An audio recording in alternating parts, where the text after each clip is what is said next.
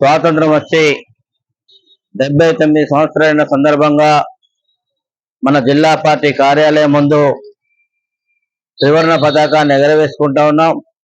ఈ సందర్భంగా మీ అందరికీ స్వాతంత్ర దినోత్సవ శుభాకాంక్షలు తెలియజేస్తూ ఈరోజు 79 సంవత్సరాలుగా ఈ దేశంలో జరుగుతున్నటువంటి జరిగిన విషయాల్ని అభివృద్ధిని అన్నింటినీ కూడా సమీక్షించుకునేటువంటి రోజుగా మనం భావించాలి. ఈ దేశానికి స్వాతంత్రం కోసం నాడు ఇసుమెంత స్వార్థం లేకుండా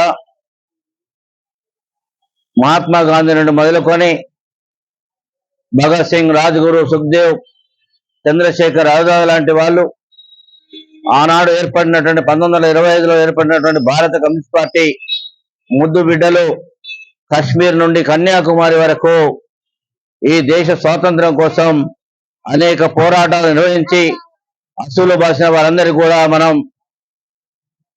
అంజలి ఘటిద్దాం.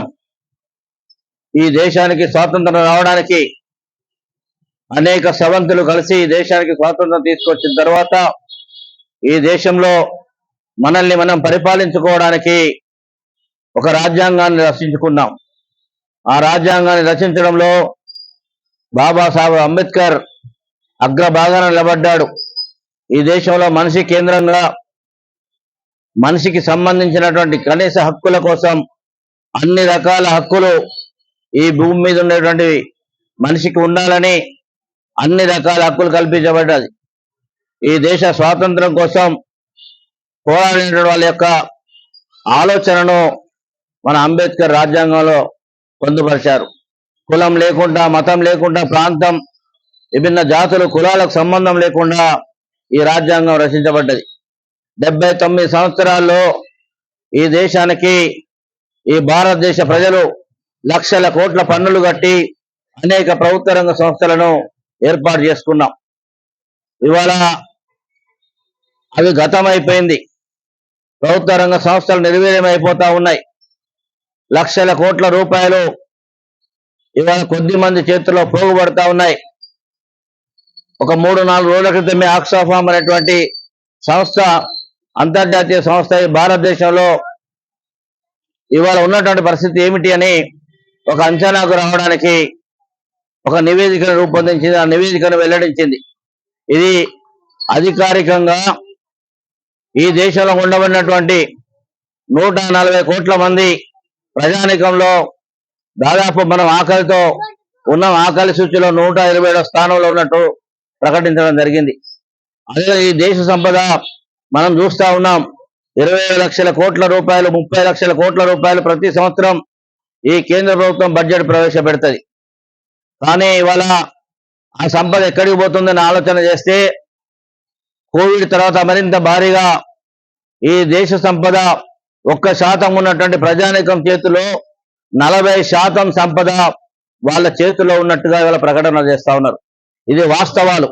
50% మంది ప్రజానీకం దగ్గర కేవలం 3% సంపద ఉందంటే ఈ దేశంలో అసమానతలు ఏ విధంగా పెరిగాయి.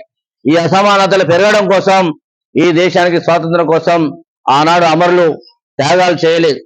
ఇవాళ ఈ అసమానత రూపుమాపే బాధ్యత పాలక వర్గాలకు ఉన్న గత 10 ఏళ్లుగా ఈ దేశంలో సంపదను మొత్తం కూడా దోచుకుంటూ కార్పొరేట్లకు కట్టబెట్టేటువంటి ప్రభుత్వాలు ఇవాళ అధికారంలోకి వచ్చాయి.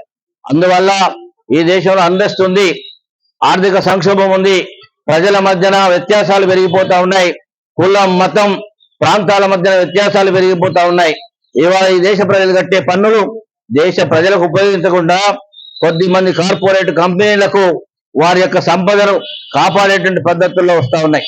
అదేవిధంగా బ్యాంకులో దేశ ప్రజలు కట్టినటువంటి పన్నులతో, దేశ ప్రజలు తీసినటువంటి ఖాతాలతో ఉన్నటువంటి బ్యాంకుల్లో ఇవాళ వేల కోట్లు, లక్షల కోట్ల రూపాయలు పన్ను ఎగవేతదారులకు అండగా నిలబడుతూ ఇవాళ ఈ దేశాన్ని నాశనం చేస్తా ఉన్నారు.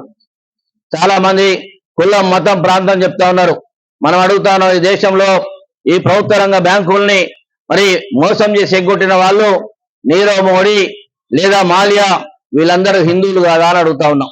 ఈ దేశంలో ప్రజల్ని మోసం చేసేటువంటి ఎవరైనా సరే వాళ్ళు ఈ దేశ ప్రజలకు అన్యాయం చేసే వాళ్ళు ద్రోహులే.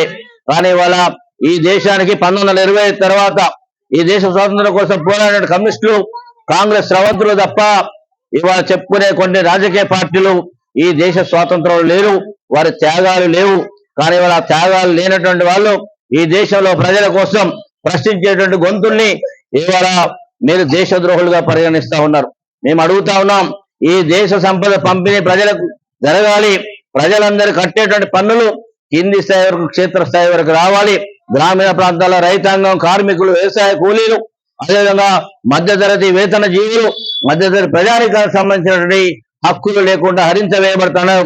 కేవలం కొద్ది మంది కోసం ప్రభుత్వాలు పనిచేస్తున్న నేపథ్యంలో మనం ప్రతి నమూనాలే ఈ 79వ స్వాతంత్ర దినోత్సవం సందర్భంగా ఈ దేశంలో మరొక విప్లవకరమైనటువంటి పోరాటాలు రావాలి.